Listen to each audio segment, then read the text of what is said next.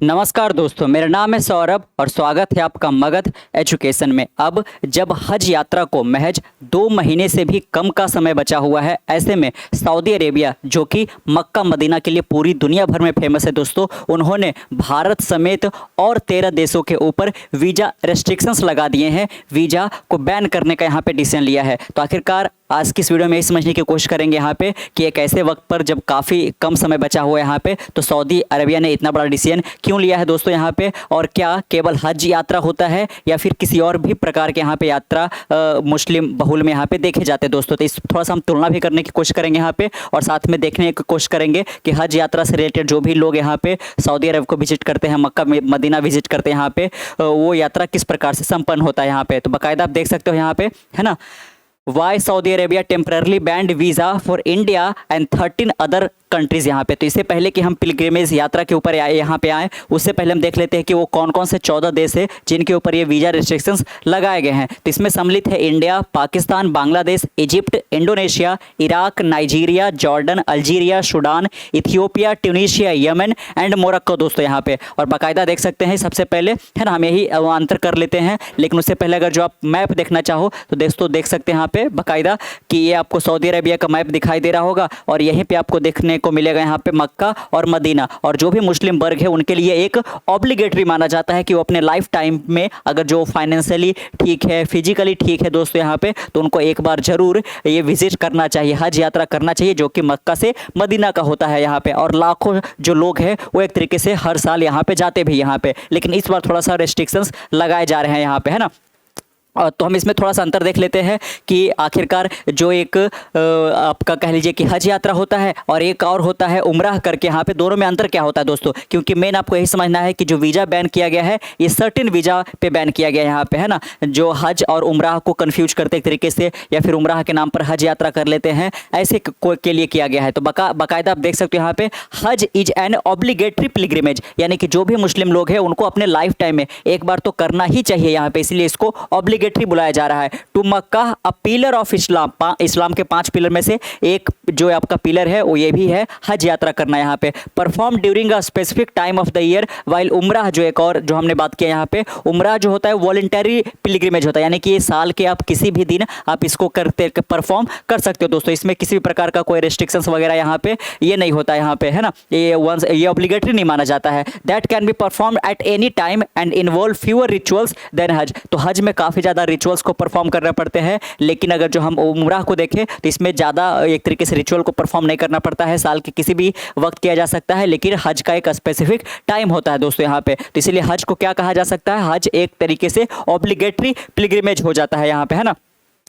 A mandatory pilgrimage for all able-bodied Muslim who can afford it, consider one of the 5 pillars of Islam, है ना, 5 pillar जो इस्लाम के उनमें से एक को माना जाता है यहाँ पे। इसको कब परफॉर्म किया जाता है, perform annually during the month of Dhul Hijjah, the last month of the Islamic lunar calendar यहाँ पे, है ना। तो जो इस्लामिक लूनर कैलेंडर यहाँ पे है उनके लास्ट महीने में इसको परफॉर्म किया जाता है। और अगर जो हम अभी हज का टाइमिंग बताया आपको, तो जून के फर्स्ट वीक से ही ये शुरू हो जाता है और जून के मिड तक ये ऑल द वे चलता है दोस्तों यहाँ पे। अगर जो हम इसके रिचुअल्स को यहाँ पे involve a specific ritual including staying in Meena, Arafat, यहाँ पे मुजालदिफा, स्टोनिंग द पिलर्स, है ना, बिल्कुल, और साथ में यहाँ पे एनिमल्स का सेक्रीफाइस, ये सब कुछ रिचुअल्स होते हैं जो कि 5 से 6 दिन का वक्त लगता है हज को करने में यहाँ पे। इसका अगर जो हम इंपॉर्टेंस देखें, सिग्निफिकेंस देखें, तो इस्लाम में क्यों माना जाता है इसको, a major religious duty and a demonstration of faith and submission to Allah, यहाँ पे, है ना, कि आप अल्लाह में फेथ रखते हो, आप अल्लाह को खुद को एक तरीके से सरेंडर करते हो, यहाँ पे सबमिशन वो दिखाता है यहाँ पे।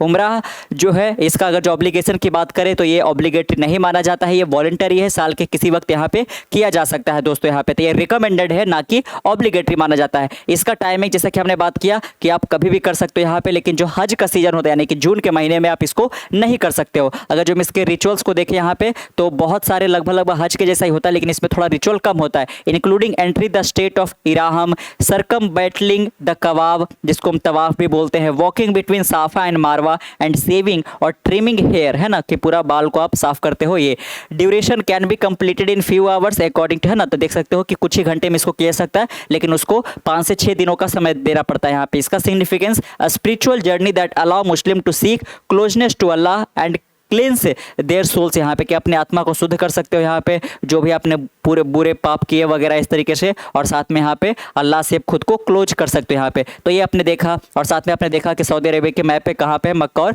मदीना यहाँ पे। चलिए अब यहाँ पे हम स्पेसिफिक पॉइंट पे आते हैं, जहाँ पे हम बात कर रहे थे कि आखिरकार ये जो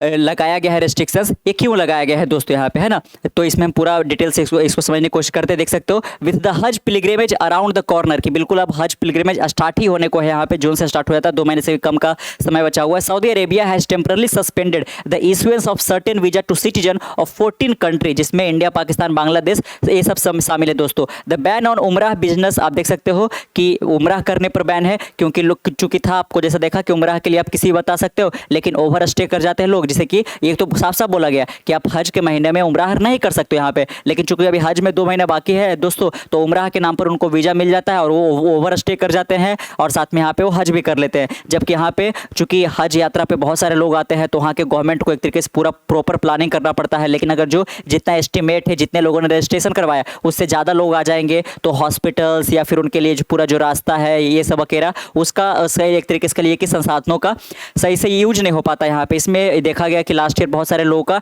डेथ भी हो गया था, और उस टाइम पे पर्टिकुलर टाइम पे यहाँ पे जून के महीने में गर्मी भी बहुत ज़्यादा होता है यहाँ पे ना। तो देख सकते हो यहाँ पे कि फिलहाल उमराह वीजा पर, बिजनेस वीजा पे और फैमिली विजिट वीजा पे यहाँ पे पूरी तरह से बैन लगा दिया गया है। ये कब तक इफेक्टिव रहेगा ये बैन दोस्तों? तो मिड जून तक, जब यहाँ पे हज यात्रा खत्म नहीं हो जाता है। और किस किस कंट्री पर ये इंपैक्ट पड़ेगा ये तो आपने देख लिया। The step was repeatedly taken to prevent individual from trying to perform Hajj without proper registration. आप देख सकते हो कि वैसे एक तरीके से कह लीजिए कि लोगों को रोकने के लिए ये वाला एक्शन लिया गया है, जो प्रॉपर रजिस्ट्रेशन के बगैर ही हज यात्रा कर लेते हैं, यहाँ पे उमराह के लिए जाते हैं नाम पर और हज यात्रा करके आ जाते हैं। However individual holding Umrah visa can still enter Saudi Arabia until 13 अप्रैल। आप देख सकते हो कि आज 7 अप्रैल है, और जिनके पास उमराह वीजा है दोस्तों वो 13 अप्रैल तक विजिट कर सकते हैं यहाँ पे। 13 अप्रैल के बाद ये बैन हो जाएगा यहाँ पे, है ना। देख सकते हो बाकायदा, the report said that the ban was necessitated as many foreign national have entered the country on Umrah और visit visa in the past and there overstayed illegally to participate in the Hajj without official authorization. देख सकते हो दोस्तों यहाँ पे कि पिछले कई सालों से देखा जा रहा है यहाँ पे कि लोग उमराह के नाम पर यहाँ पे कंट्री के अंदर एंटर कर जाते हैं, या फिर किसी और वीजा के नाम पर एंट्री कर जाते हैं और ओवर स्टे कर जाते हैं इलीगली, ताकि वहाँ पे हज में पार्टिसिपेट कर सके यहाँ पे बिना किसी ऑफिशियल ऑथराइजेशन के, यहाँ पे बिना किसी रजिस्ट्रेशन के यहाँ पे दोस्तों, लीडिंग टू ओवर क्राउडिंग। और इसकी वजह से क्या हो जाता है, जो एक तरीके से मैनेजमेंट है वो सही से हो नहीं पाता है, क्योंकि क्राउड काफ़ी ज़्यादा हो जाता है दोस्तों, और साथ में जो गर्मी का मौसम रहता है ये भी काफ़ी ज़्यादा रहता है। इंटेंस हीट, ओवर क्राउडिंग की वजह से बहुत सारे लोगों को काफ़ी प्रॉब्लम होता है। In one such incident during the हज इन 2024, लास्ट ईयर की ही बात यहाँ पे कि यही ओवर क्राउडिंग की वजह से यहाँ पे प्रॉपर मैनेजमेंट ना हो पाया, क्योंकि एक तरीके से जो नंबर है वो काफ़ी ज़्यादा आ गया, रजिस्ट्रेशन से ज़्यादा यहाँ पे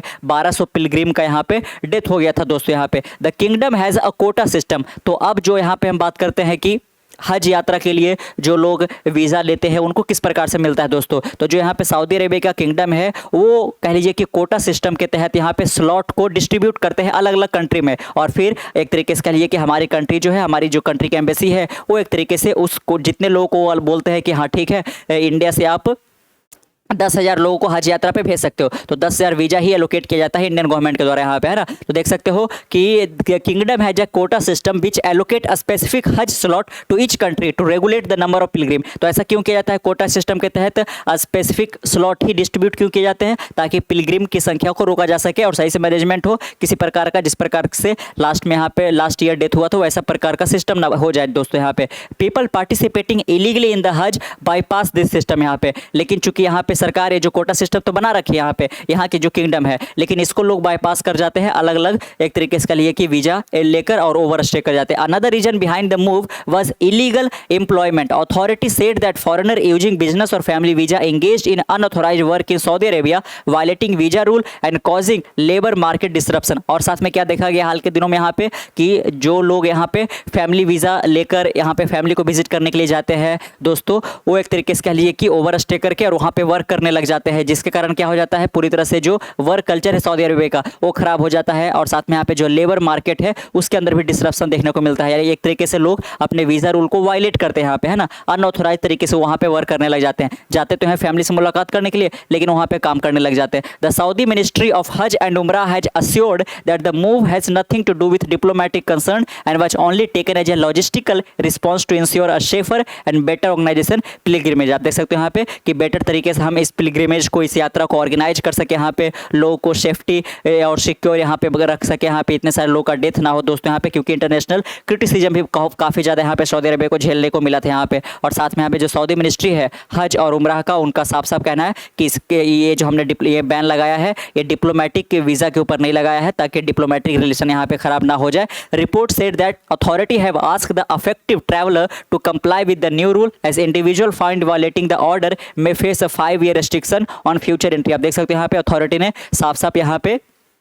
लोगों से गुजारिश करी है कि जो भी ट्रैवलर है, जो भी आना चाहते हैं यहाँ पे, जो भी हमारे रूल्स है उसके साथ कॉम्प्लाई करें, यहाँ पे उसको माने दोस्तों यहाँ पे। और किसी भी प्रकार का रूल को अगर जो आप वायलेट करते हो तो 5 साल के लिए आपको दोबारा सऊदी अरेबिया में एंटर करने पे रेस्ट्रिक्शंस लगा दिए जाएंगे यहाँ पे, है ना, जो भी आपका फ्यूचर एंट्रीज होगा। Mean by diplomatic visa as usual वो चालू ही रहेगा, रेसिडेंसी परमिट वो भी ऑन रहेगा and visa particular to the Hajj remain unaffected by the move. The Hajj 2025 season is set for 4 to 9 June. आप देख सकते हो कि लगभग जैसा कि हमने बात किया क्या, ये जो पूरे रिचुअल्स होते हैं 5 से 6 दिनों में कंप्लीट होता है। तो 4 जून से लेकर 9 जून तक ये जो हज यात्रा होने वाला है। लेकिन उमराह वीज़ा के नाम पर, फैमिली विजिट के नाम पर, यहाँ पे वर्क वीज़ा के नाम पर ये सब वीज़ा को लेकर के और यहाँ पे मक्का मदीना एंटर ना कर जाए, ताकि ओवर क्राउडिंग की वजह से बहुत सारे लोगों का डेथ ना हो जाए। इसको ही ध्यान में रखते हुए यहाँ पे सऊदी अरेबिया ने पहली बार यहाँ पे इतना बड़ा एक्शन लिया है दोस्तों यहाँ पे। तो इस पर आपका क्या विचार है नीचे कमेंट बॉक्स में जरूर साझा कीजिएगा। मिलते हैं एक नई वीडियो के साथ, तब तक के लिए keep learning keep growing. This is Saurabh signing off next one. Bye bye.